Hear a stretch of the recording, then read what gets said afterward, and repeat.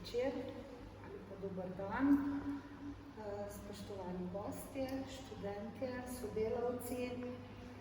Lepo vas pozdravljam na današnjem literarnem večeru, ki ga izvajamo v okviru Brežiškega oktobra, torej v čast praznovanja praznika občine Brežice.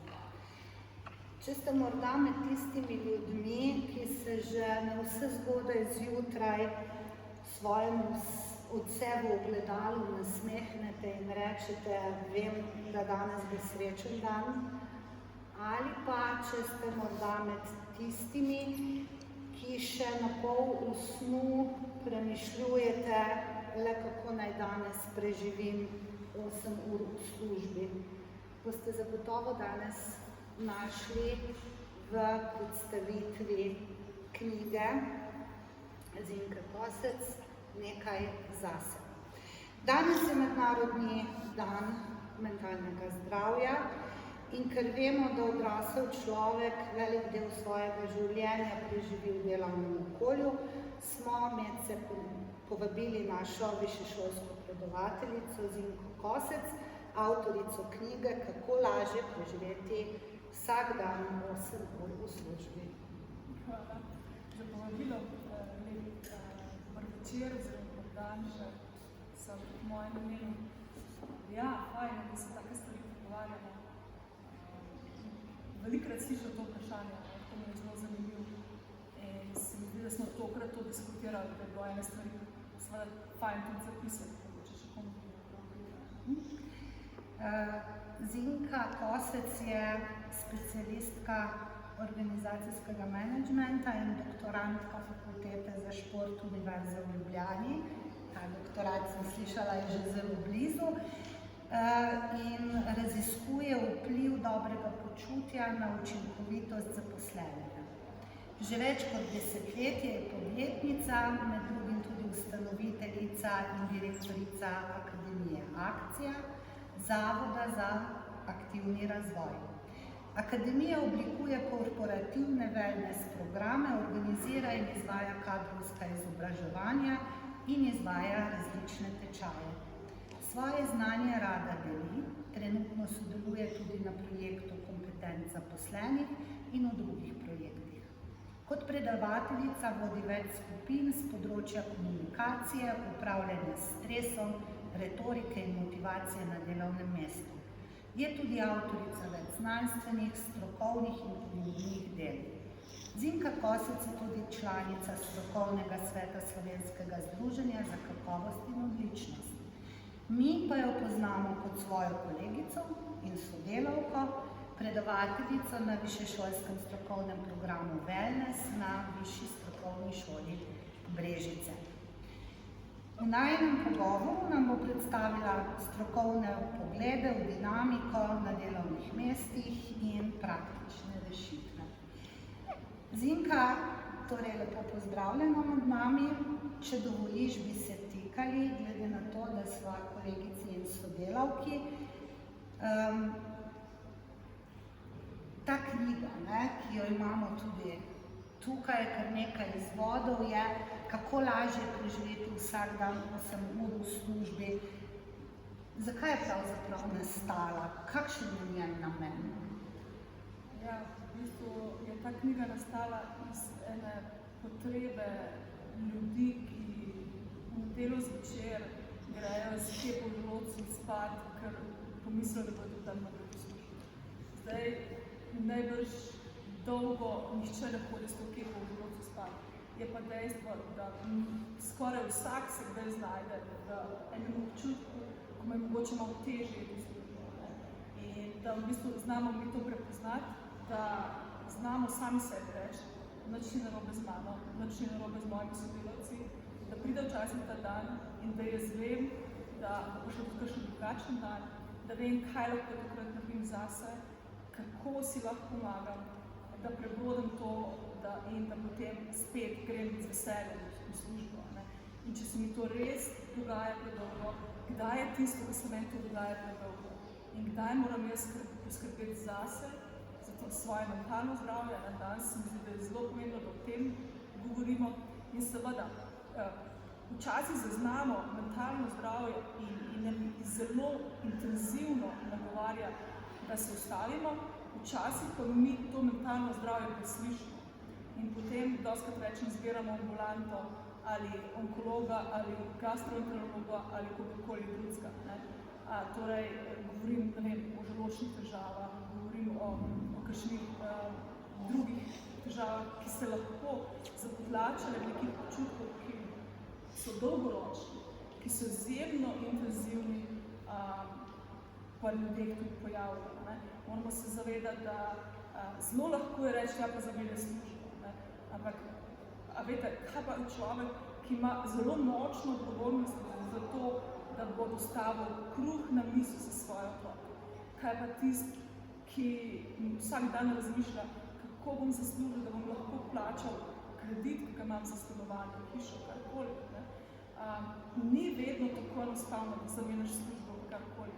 In še ena stvar, ki jaz dostakrat rečem, tudi kdo reče, ja, bi zamenjal službo, mu rečem, sebe boš vzeli sabo. In tukaj se mi zdi, da je zelo pomembno, da sebe zgradimo in šele potem razmišljamo o vseh ostalih korakih. Pravzaprav je vse to, o čemer si zdaj govorila, ena zelo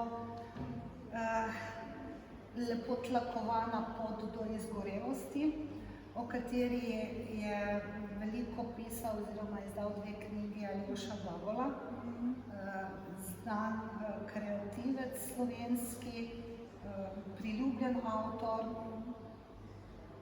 zelo prodajni knjigi sta. In Aljoša Bagola je napisal tudi spremno besedo k tvoji knjigi. A lahko poveš kaj več o vašem sodelovanju? Ja, v bistvu mene je Aljoša res zelo presenetil s tem, kako je on odprt, kako kljub temu, da je on recimo na področju knjig veliko višji, večji kot jaz, ko se jaz z njemu pogovarjam, sva kaj jaz tako odprtje, deli z mano lastne izkušnje brez težav. Tudi da bo vsem jasno, jaz nisem za to nič plačala. On je to naredil prostovoljno, ker ima tudi on notranjo potrebo, da ljudem pomaga, ker je bil sam težko izkušnje. Dostakrat vidimo, ljudje enkrat mu pomagajo, ker grejo sami skozi neke izkušnje in ki jih okrepijo, ki jih naredijo. In on je recimo tudi, ko sem zaključevala knjigo in, a veste, kako je pri knjigah, ki jih pišeš, ali pa pri kakšni drugi stvari, kadarkoli greš čez, še zmeraj bi še nekaj popravil, pa bi še nekaj popravil, no, me rekel, deznika, veš, a na trenutku tako moraš potegniti črto in dati zadevo ven. Zakaj? Zato, ker ljudje so zunaj, ki jih zanima vsebina. In zdaj, ali boš imela 2 stavka več, ali boš imela 2 stavka manj, ali boš imela stvari drugače obrnjene, ni to bistveno proti bistveno sporočilo. Pomagal mi je, da se zvidela večjo sliko. Recimo, tudi izjemno mi je všeč, ki je zelo lepo v spremni besedi napisal tudi v tako imenovanem value washing, oziroma value washing. Je on dejansko skoval besedo, jo je pa v bistvu preoblikoval iz greenwashinga. Greenwashing pa pomeni, da organizacija se navzven dela, kako je zelena, torej opere to, da je zelena, v resnici pa jim je predvsem mar za dobiček, in veliko tudi organizacija. Včasih vidim, ker reče, zdaj, kad je prita, se bomo mi malo pogovarjali o vrednotah. In se 3 ure pogovarjamo o vrednotah in mislimo, da so za 2 leti naredili vse. A veste, če vodstvo ni tisto, ki vodi po teh vrednotah, za katere se govorimo, potem je to value washing. In predvsem se mi zdi, da ko opazujem v zadnjih 18 let, 1200 organizacij sem videla odznotraj. Brez slabe vesti lahko rečem, da je pol takih.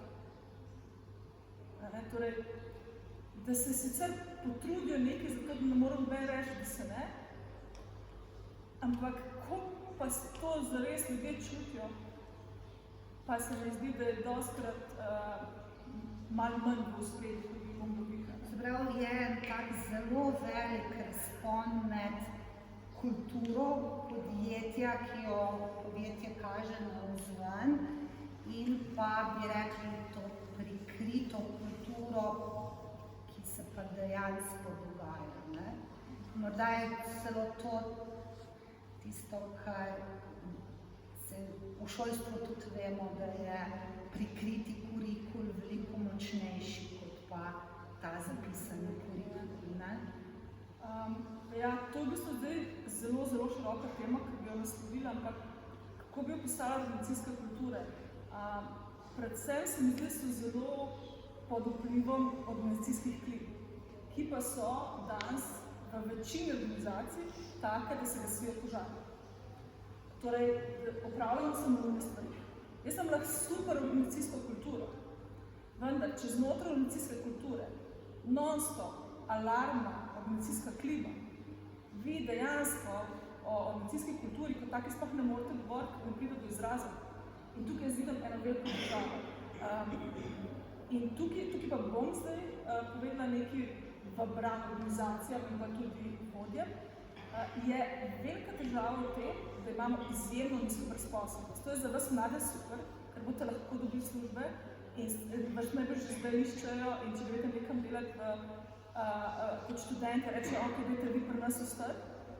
In je to iz tega vidika mladih in vstopa na trg dela zelo fajn, ampak iz organizacijskega vidika, ko imate vi recimo v organizaciji dela za 50 ljudi, dela pa 35, pogledamo domove starejših občanov v celotni Sloveniji, v povprečju jim manjka 20% delovne sile. Ta delovna sila, ki trenutno je tam, je večinoma starejša, ki imajo veliko omejitev pri delu, recimo, ki imajo tudi bolniške, dolgotrajne bolniške. In potem to ostane na peščici in tukaj, a veste, tukaj tudi vodje se marsikatere, ki jih poznam osebno, zelo trudijo. Ampak oni ne morejo preseči tega družbenega momenta, ki ga bomo mogli nasloviti kot država, resno. In z uvozom delovne sile, ali želimo, ali ne, ki bo treba pripeljati z kulturo. Ker v bistvu balkanski bazen trga dela je izpraznjen. Da mislimo, da bojo te naši tako imenovani bratski narodi nam pomagali pri temu na več ne bojo, ker jih ni. In bomo mogli razmišljati in bomo mogli začeti to sprejeti. Jaz sem bila zelo, zelo vesela, tudi se moram res v višji strokovni šoli Brežice in tudi Erasmus programu zahvaliti, so me letos pomlad poslali v Bukarešto, kjer sem bila na International Weeku, kjer smo bili ljudje iz celega sveta, ki smo govorili o multikulturnosti. In dejstvo je, da jutrišnji dan bo multikulturen, če nam paša, ne. Mi se moramo na to pripraviti, sodelavce moramo na to pripraviti, organizacije moramo na to pripraviti. Prej, ko bomo prišli do tega, lažje bomo funkcionirali, bolj bomo funkcionirali. In tukaj mi Slovenci zelo, zelo cenimo Slovenca. Kaj več, pa se moramo potruditi. In pač zdaj je čas, ko se bomo mogli potruditi. To se jaz vidim. Zdaj, knjigi si priložila tudi besede vzpodbude. Teh besed je veliko, ne? Je človek kar malo presenečen, da imamo v slovenščini toliko vzpodbudnih izrazov. 186 jih je. Kakšen je namen tega? Namen je to, da imate čim bliže sebi in čim večkrat to pogledate. To je prvi namen, primaren namen, potem je seveda sekundarni namen. Predvsem sem to naslovila v poglavju o vodenju, kjer premalo izkoriščamo v vodenju pohvalo. Mi dejansko naslovimo nekaj, kadar nekaj ni narejeno ali pa ni narejeno ustrezno. Ker pa zadeva ustrezno narejena, pa to spregledamo. Ali pa recimo pohvalimo na zelo splošen način poredili. Ja, se to dobro. Mogoče je tak čist fakt. Človek, ki trikrat sliši pohvalo, isto in četrtič ne sliši več. Zato sem izbrala te raznolike besede pohvale, ker če mi bo nekdo rekel nekaj drugače, kot mi ponavadi, bom jaz temu dala pozornost. Se bom jaz zamislila, mi bo všeč, se bom povezala s tem človekom. In je dejstvo, da vodje včasih tudi nimajo tega besednega zaklada. Moramo se tudi zavedati, da je Slovenija po mojem ena izmed redkih držav, ker mislijo, da postaneš vodja s tem, ko ti dajo naziv. Biti vodja potrebuješ ogromno nekih kompetenc, ki kot tak nimaš in se jih moraš priučiti, moraš imeti en občutek, kako delati z ljudmi. Da imamo mi zelo veliko vodij, ki ni mogoče nikoli poslušalo nič o psihologiji, ali pa mogoče v sociologiji, imamo zdaj tle kolegico. Tukaj meni je žal za ljudi, ki jih vodi ta človek. Tudi sam se ni srečen, tukaj ni zadovoljen, ker ne more spostaviti povezave s tem človekom. In tukaj imamo prav na koncu 2 nezadovoljna človeka, 2 trpita. In 2 se sprašujete, kako jutri pri 6-5-8 ur služiti. Nič kriva, nič dolžna. In dostikrat opažamo te situacije. Besedo spodbude sem ugotovila še nekaj, to je bilo tako čisto naključno ugotovitev, da ljudje dobijo razpoloženje, ki jih berejo, spremenijo.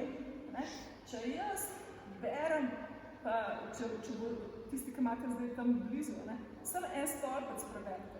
Mogoče še to, dame imajo prednost, pa so prvi 3 stolpci napisane v ženskem spolu, predelniki, in drugi 3 so v moškem.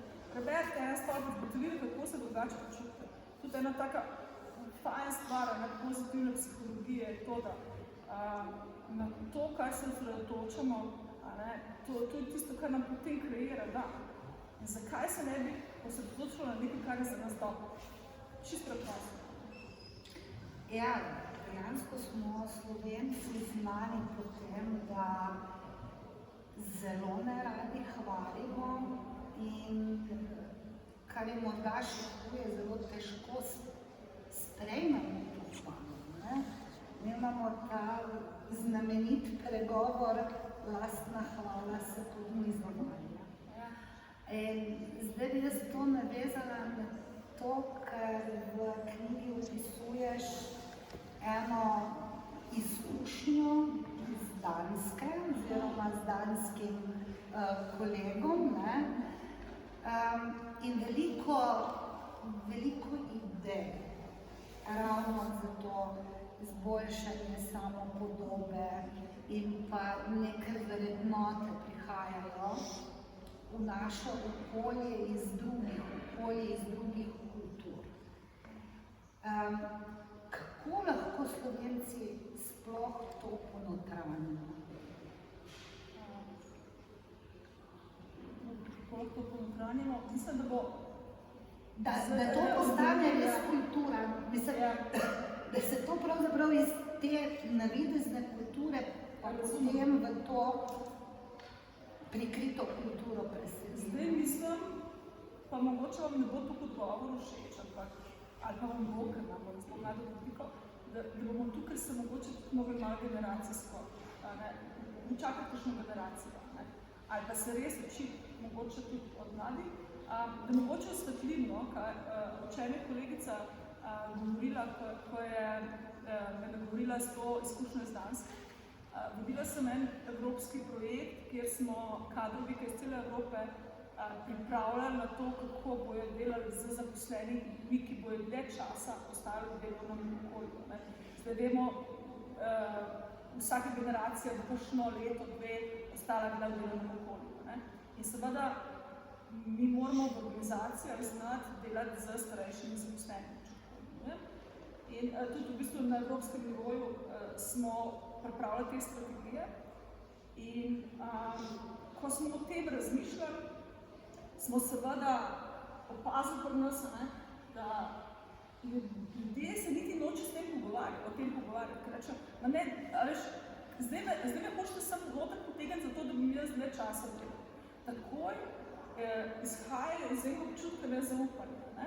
In potem je en gospod iz Danske rekel, a veste, zakaj je bila Danska par let, zdaj že ne vem, sem že 3 leta nazaj, najsrečnejša država v Evropski uniji. Mi nismo vedeli, zakaj imajo takrat ono mislim, rekel, zaradi tega, ker mi v družbi zaupamo, da bo vsak naredil tisto, kar mora. Zelo preprosto. Če bi Slovenca, če jaz kot Slovenka zaupam nekomu, da bo naredil, kar mora, bi rekla, da je naivna Zinka. Jaz še ni nobeden, da ne rečem kaj. Me zanima, koliko časa bo ona tako. Zelo hitro dobimo neko etiketo nesposobnosti, neukosti. Torej, ves čas moraš razmišljati, kaj bo počel drugi, mar bi se ti ukvarjal s svojim delom in se potrudil, da boš v tem lahko maksimalno dober, kar se da. In to se mi zdi, da je res en velik problem Slovencev. Ker mar bi se vsak ukvarjal zase, bil res fantastično v tistem, kar počne. Moramo razmišljati, da nas ne bo kdo gumico. In potem seveda se ta pozornost razprši, znanje se razprši, vse skupaj. Zaradi tega je potem to težava. In kdaj bo mogoče res z naslednjo generacijo, naslednja generacija, koga zaupate, vas kar vprašam, koga zaupate, da bo vsak naredil to, kar mora? Ne. Pa bo pa treba še kakšno generacijo. Še kakšno generacijo. Morda bo ta generacija svoje otroke v tem duhu vzgajala. V knjigi se dotikaš zelo širokih področij pravzaprav.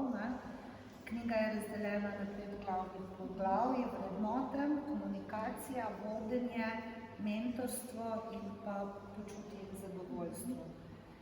Kako se pravzaprav ta poglavja med sabo dopolnjujejo, navezujejo drugo na drugo? Tudi v spremni besedi omenjaš, da v komunikaciji se ne bo slišalo oziroma bralo samo v poglavju o komunikaciji, tudi v drugih poglavjih. Ja, zdaj v bistvu prvo se mi zdi, da temeljno poglavje so zagotovo vrednote. Mi kot družba moramo postaviti sebe vrednote, moramo povedati, kaj je nam pomembno, tudi kot organizacija, tudi kot vsak posameznik. Vrednote so vam ključne, ko se odločite za karierni razvoj. Ali se vam bo za stvari, ki vas bojo srečevali vsak dan v službi, se vam bojo zdele vredne, da se potrudite. Če se vam bojo zdele, potem se ne boste spraševali, zakaj je tle. Vedela, ker tako malo šalo, pa rečejo včasih, se meni zdi, da sploh ni problem iti zjutraj v službo, ampak čakati 8 ur, da grem domov, to pa res težko. Malo za šalo, malo za resno. Da ne boste o tem razmišljali, ampak da boste padli v eno situacijo, ki se vam zdela vredna, da se res potrudite za to. To so tiste vrednote. In potem se to širi. Torej, če imate ljudi, ki jih nekaj zanima, ki imajo notranji občutek, da bo pa nek širši doprinos za to, tudi tako komunicirati. Pa tudi seveda ta drugo poglavje se mi zdelo komunikacije, ker se mi zdi, da katero koli temo predavamo, pa ne bo to vodenje, pa ne bo to motivacija, pa ne bo to obvladovanje stresa, na koncu zaključimo pri tem, ne komuniciramo prav. Dajmo izboljšati komunikacijo, pa se bojo vse stvari porihale.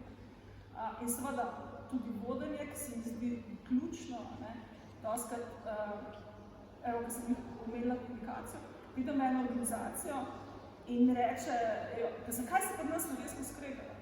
Zato, ker vi ne povete, kaj morajo delati. Če vsak ve, kaj mora delati, se ljudje med sabo morajo kregati. Če pa meni noben ne pove, pa se mora povedati svojo sodelavko, dogovarjati, kakšne bomo mi pa imela pravila. Če meni šef pove, kakšne so pravila, bom jaz delala svoje delo.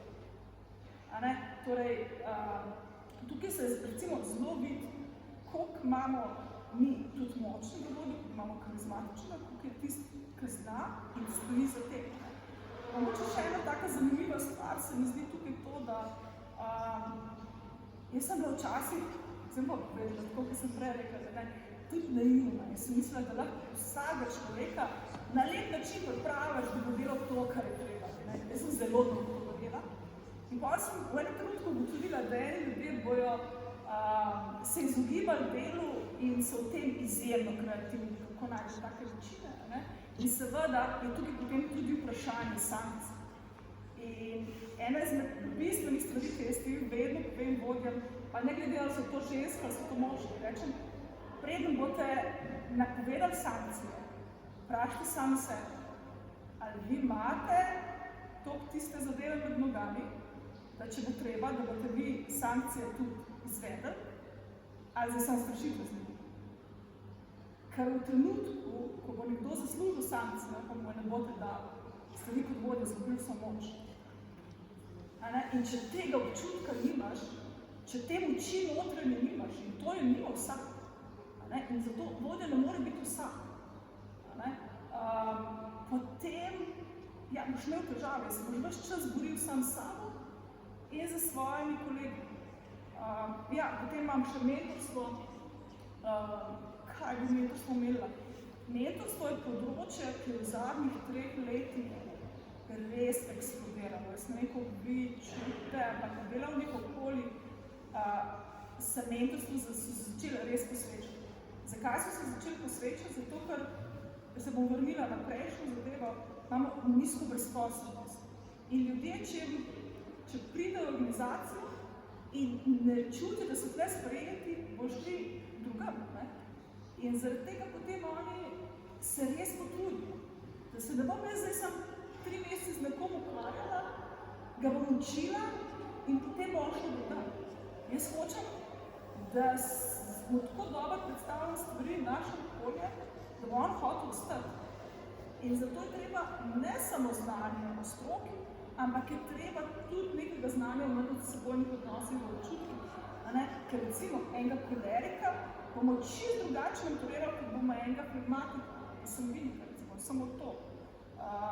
Ali pa karkoli drugega. Nekoga, ki je prišel iz enega delovnega okolja, ki je bil že 20 let, in nekoga, ki je prišel iz šole, bomo zagotovo drugače mentorirali.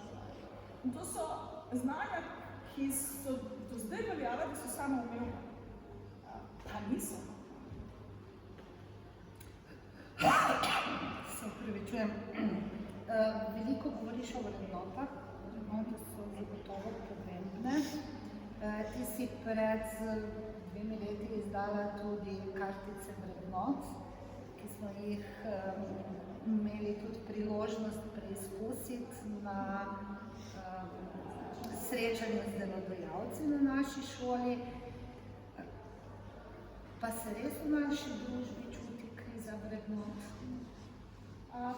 Zagotovo ne. Kriza vrednot se mi zdi, sploh ne vem, kakšen izraz bi rekla, popolnoma nepotrebna. Se pa v bistvu dogaja, da se vrednote spremenijo, kot so se vedno. A veste, to naslednja generacija bo pomenila konc civilizacije, kot jo poznamo, je pisala v občanskih piramidah. Pa še danes poslušamo iste stvari, nič ne bo drugače. Jaz edino opažam to, da se mogoče premalo posvečamo vrednotam drugega. Tudi v končni fazi naše generacije. Ko mi kdo reče, mladi nimajo nobenih vrednot, rečemo, imajo. Samo ti jih ne poznaš. Ali pa mogoče niso iste, kot so tvoje. Zdaj ti misliš, da to niso vrednote, pa so. Torej, mogli bomo, tako kot sem prej omenila, multikulturnost, bomo mogli tudi na področju vrednot začeti razmišljati širše. Jaz nisem zajela vsem vrednot, pa je tukaj kartic 86, pa sem jih boljša in par bi jih lahko dodala. Tako da, in tudi, recimo, mi dve imava lahko iste vrednote, naprimer poštenost, ampak bo ona rekla, meni poštenost. Ne od 1 do 10 za 10, meni za 11. Jaz sem pa rekla, le bela laž je v redu.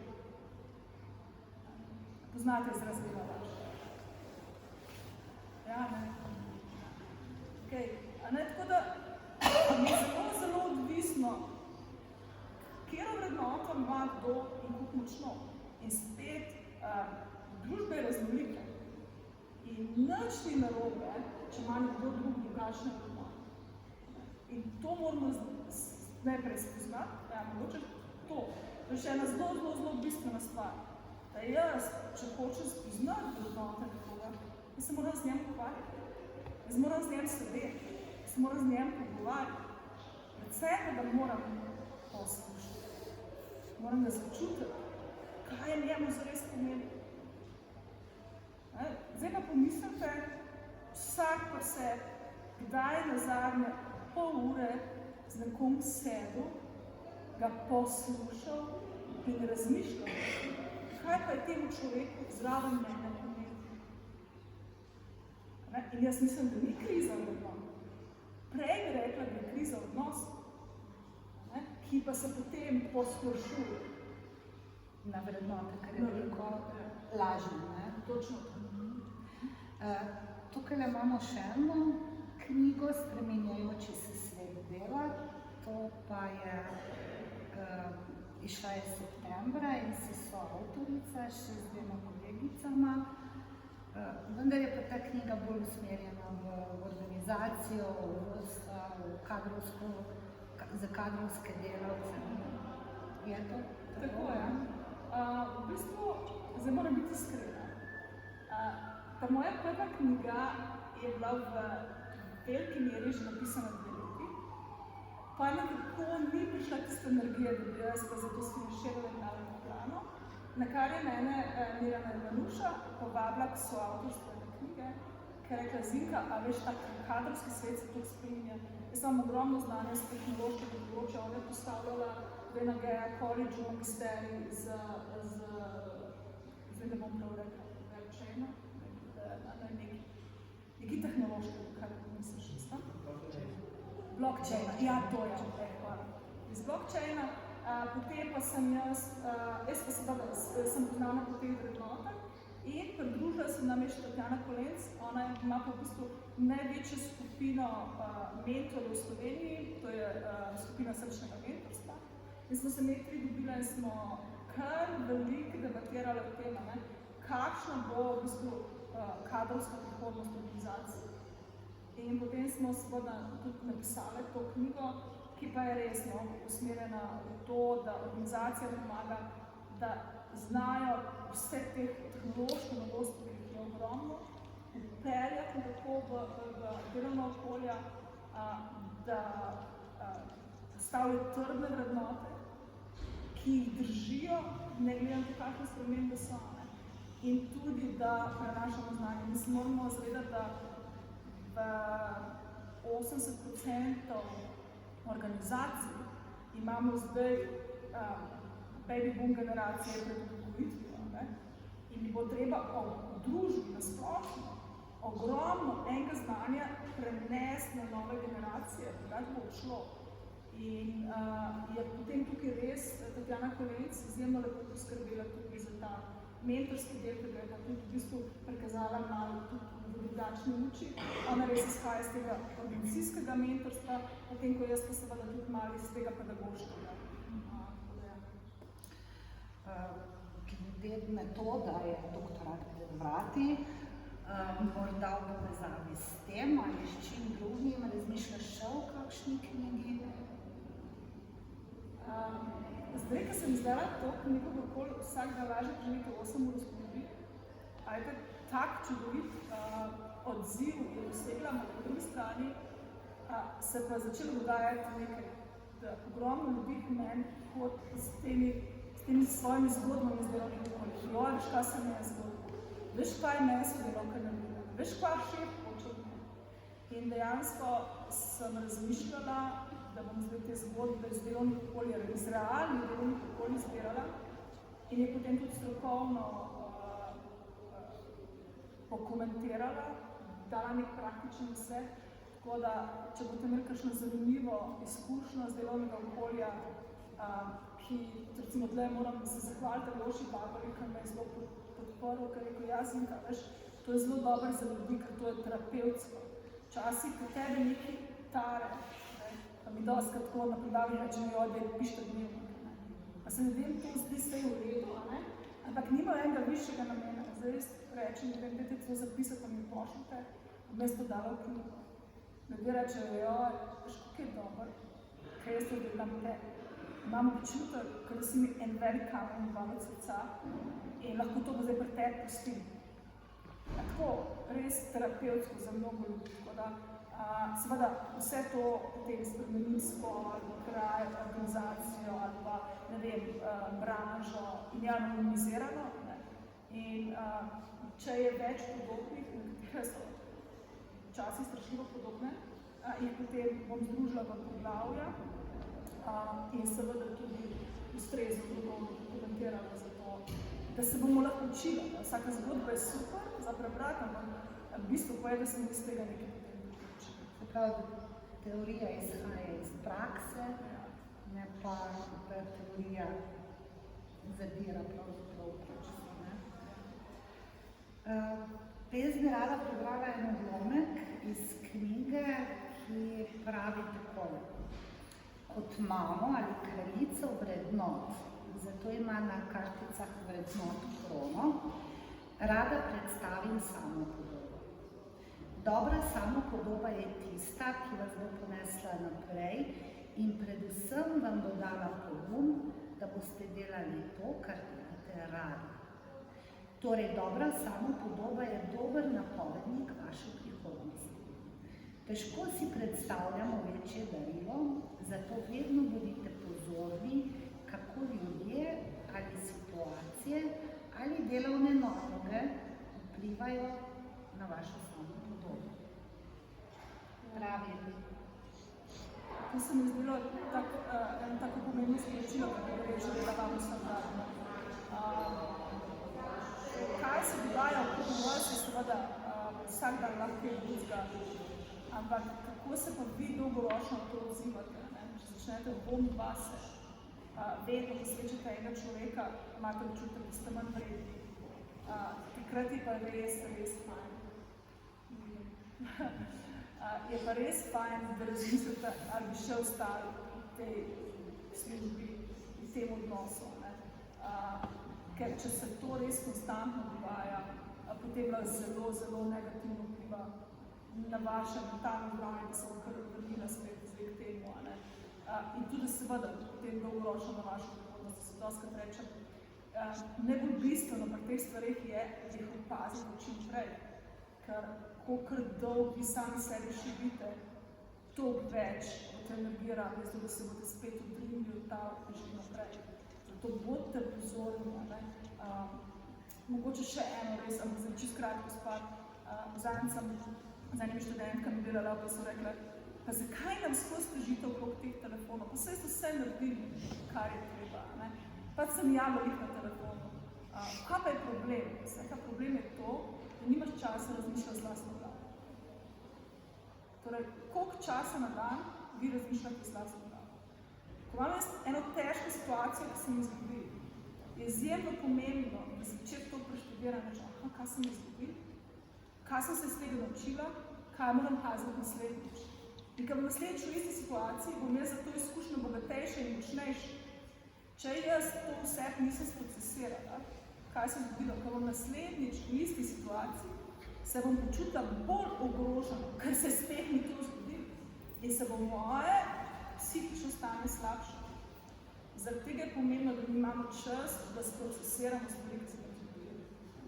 In to je tisto, kar želim danes sporočilo tudi tega večera. Bodite pozorni na svoje lastno notranje čutje in ko vidite, da se 2-3 dni poslabšuje, aktivno v tem pristopu ne čakate. Bo sam. Torej, kaj ne naredimo jutri, da bomo preživeli 8 ur v službi, ali to bo še več, se zjutraj zapojemo, vem, da danes bo srečen dan. Če vas to navdihuje, pa predvsem, zelo pomembno je, da vi veste, kaj vas pravi dobro volje. Jaz za vas ne vem, jaz vem zase. Če vas vprašam, kako sami sebe pripravite na en dan, ki težko, ali znate, ali imate recept. Če ga nimate, dan zadnji cajt, da si ga pripravite recept, zato da bi sami sebe postavili na konc. Po drugi strani pa tudi to, vsebina je zelo pomembna. Da delate nekaj, kar A, vas zanima in B, vidite temu namen. Brez tega ne, potem gledate samo na uro, če pa jaz gledam to, kaj jaz delam, kaj vam jaz ustvarjam, kaj to pomeni zame, za ljudi okrog me. Potem pa jaz sem gledala, da mi bo težko čakati 8 ur, da grem domov. Tako da, to. Super, hvala. Upam, da bomo nekaj od tega vzeli s sabo. Zdaj pa ima morda še kdo iz publike kakšno vprašanje za našo gostjo današnjo.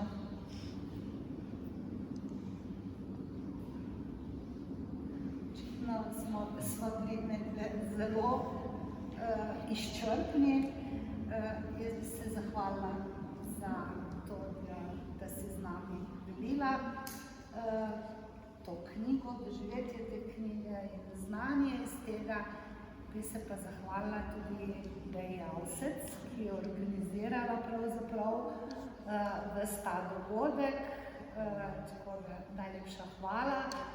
Vas pa vse vabim na še tako malo neformalno druženje, tam nazadnje nas nekaj stvari čaka.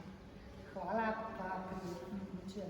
Je eno vprašanje. Dobar dan, jaz prihajam na velike korporacije, ime je Petra, iz kolektiva KRC 12. Jaz sem v tajništvu, okoli sebe sem okrožena z različnimi ljudmi, dogajajo se različne situacije.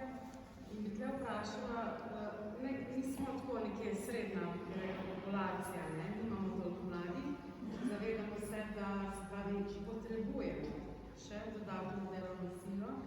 Kaj narediti, na primer, tako bom rekla, vsak sebe motivira, ne pride, ampak je pa veliko, kaj bi rekla, jaz sem v tajništvu, veliko prihajajo prej in jama, vsak po svoje, razumem.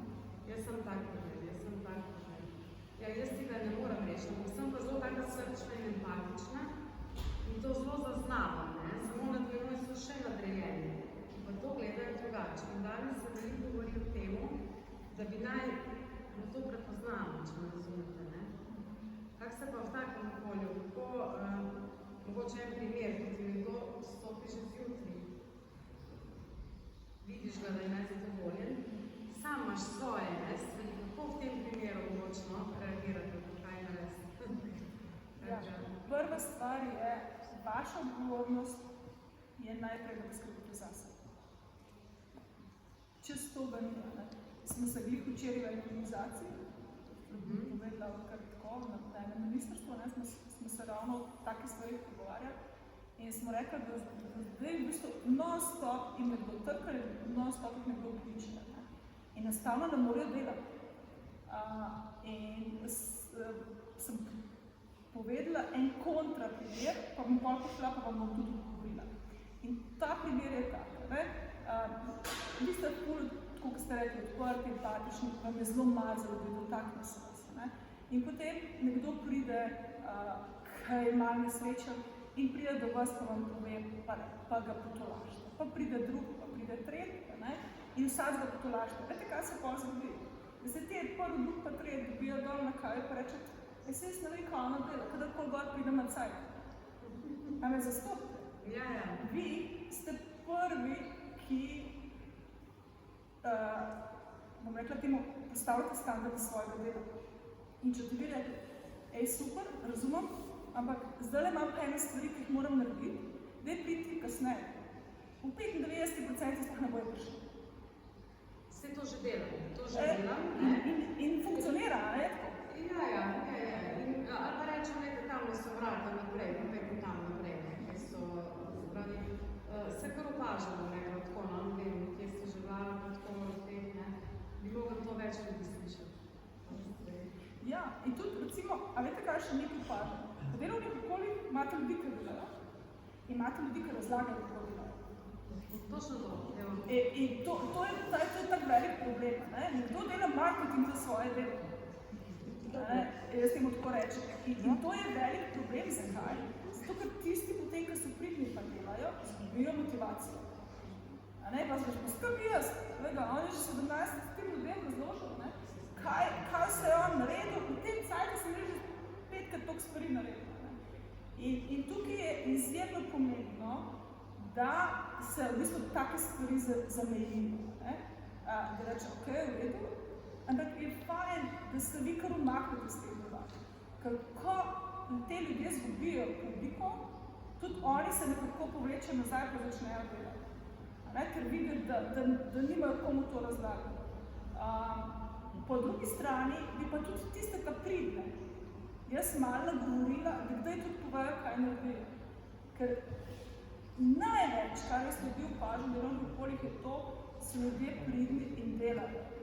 In leta in leta upajo, da bo pa enkrat nekdo pogledal tako, ko oni delajo.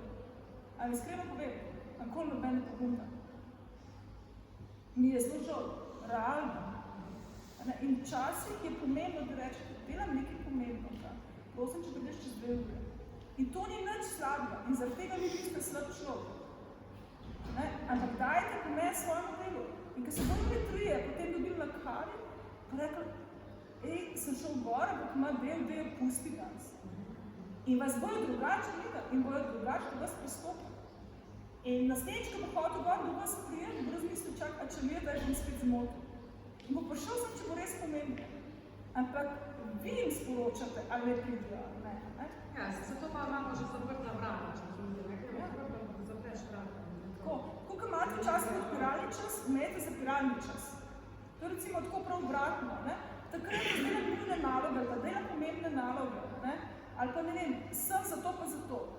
Če rabite, kaj pridite po 12. In veliko stvari se do 12 že uredi. V nasprotnem primeru ne potrebujejo motivatorja oziroma psihologa znotraj podjetja, če je tem točno to, točno to, res. Skrbite zase, res. Še kakšno vprašanje? Izvolite. Še eno. Sem Stanko Levičar, tudi predavam na višji šoli. Nasplošno me zanima, kakšno je vaše mnenje glede dela od doma nadaljavo. Tako, nasplošno, kakšne izkušnje ali pa recimo poglede imate na to? 2 različne stvari, 2 dosta ekstremna. Da mami, ko bo šla iz porodniške, reče, da mora delati od doma, pa rekla, kaj si naredila narobe, zakaj ne možete kaznovati. In po drugi strani, marsikdo pride v delovno okolje, ker je tle lažje produktivno. Medtem ko nekomu drugmu, recimo lahko vožnja zelo veliko časa vzame, se bolj udobno počuti. Tukaj bom jaz tako kar malo šla na te psihološke profile, se mi zdi, da introvertirani ljudje manj rabijo te socializacije in imajo rajši več miru, ki ga zelo pogosto imajo lažje doma. Zdaj izključujem posameznike, ki imajo majhne otroke. In potem se nekako lažje tudi sfokusirajo v prostoru in v okolju, kjer se oni počutijo udobno. To jim je izjemno pomembno. In če imamo mi takega človeka in mu damo možnost od doma, je tudi navadno zelo hvaležen in se to pozna na delu. Zelo pogosto, recimo iz mojih izkušenj imam, da taki posamezniki delajo več kot 8 ur. Dostakrat potem, ker ne vem, zaključek pa je šel vmes, ne vem, perilo obesiti ali pa je šla, ali pa nekaj, ali pa po otroke vrtati, zaradi tega slabo vest, pa greš ob 6 zvečer delati. Torej, ne moram reči, recimo, da bi to ljudje izkoriščali, pa zaradi tega manj delali kot karkoli. In po drugi strani, recimo, imamo pa ekstravertirane ljudi, zdaj zelo pospešuje, seveda velja tudi obratno, nek stereotip, ki pa jim je pomembno, da se nekomu spije kavo. Recimo, pa ne bom zdaj povedala, ker ne smem z imenom organizacije, so imeli v Sloveniji eno izjemno prepoznavno podjetje, ki je skrajšalo svoj delovnik na 6 ur, bili so plačeni za 8 in so skrajšali na 6 in ljudje so po 6 urah lahko šli domov. Po pol leta so ljudje rekli, ne hočemo delati 8 ur. Sami ljudje. Zakaj? Zato, ker so rekli, jaz pridem in delam kaj nor in pol grem domov. Ne, jaz hočem da priti v službo in hočem za kolegico spiti kavo, se pomeni, kako je, ne vem, včeraj šel tisti zadeva in potem se umiral sesti in narediti. Zdaj, dobre organizacije, oziroma rekla večje organizacije, grejo to, da se individualno prilagajajo, kar jaz mislim, da je idealen način. Torej, da posameznik, ki lahko, zaradi specifike dela in ki želi delati od doma, to omogočijo in da ima nek korekten odnos za svojo vodjo, ki mu lahko preverja delo. Imela sem z Anžlih en primer, ko so rekli, ki je sicer bil kolega zelo za to, da bo delal od doma, ampak šef ga pa ne sme nadzorovati. Ja, a ti meni ne zaupaš? Ja, se ti tudi zaupa, da ti da plačo, torej ima pravico, da ti preveri, kaj si ti kakšen dan delal. In da mu oddaš potem poročilo, če si bil doma, ker te ne more videti, da seveda se postavijo neke forme. In te forme za delo doma ne bojo dosti striktne, zato da ljudje ne bojo delali doma zaradi tega, ker bojo videti, da se jim to bolj splača, da lahko manj delajo. Ljudje zelo hitro preračunajo 1+1, in če vidijo, da se jim to bolj splača, da lahko manj delajo, da se lažje izogibajo delu, bojo to zelo hitro izkoristili. In mi moramo pač že v osnovi, ko postavljamo delo doma, to zajeti. In ko to zamenimo, potem pa lahko mi čist korektno odločimo ali ja, ne. Recimo, izjemno popularni so hibridi, torej 2 dni sem v službi in 3 dni sem doma ali obratno. Kar se tiče, recimo, mogoče, ki smo kolega pa pedagoškega dela, je pa zelo specifika.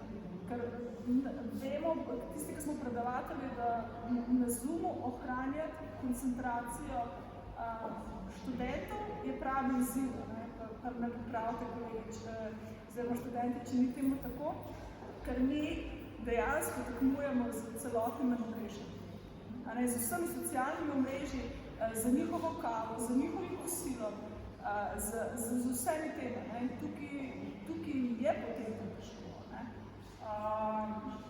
Tako da ne vem, a sem vam odgovorila. Ste, hvala. Še mogoče kakšno vprašanje? Jaz bi sem nekaj še, Lidiji se moramo zahvaliti, Lidiji Furlan, ker čudovito skrbi za vse naše audio, video podobe, tako da hvala.